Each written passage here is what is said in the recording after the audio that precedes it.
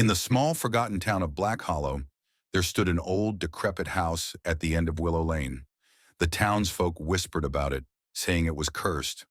No one had lived there for decades, but every night, faint whispers could be heard emanating from within its walls. One stormy evening, a young woman named Clara, new to the town and unaware of the house's dark reputation, sought shelter from the relentless rain. She pushed open the creaking door and stepped inside, her footsteps echoing through the empty halls. The air was thick with the scent of mildew and decay. As Clara explored the house, she noticed strange symbols carved into the walls, glowing faintly in the dim light. The whispers grew louder, more insistent, as if they were trying to tell her something. She tried to ignore them, but they seemed to seep into her mind, filling her with an overwhelming sense of dread.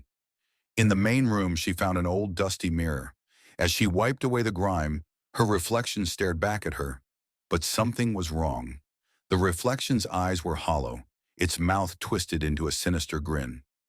Clara stumbled back, but the reflection reached out, its cold, bony fingers gripping her wrist.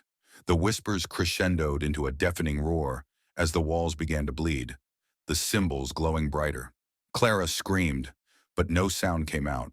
The reflection pulled her into the mirror, and she was swallowed by the darkness.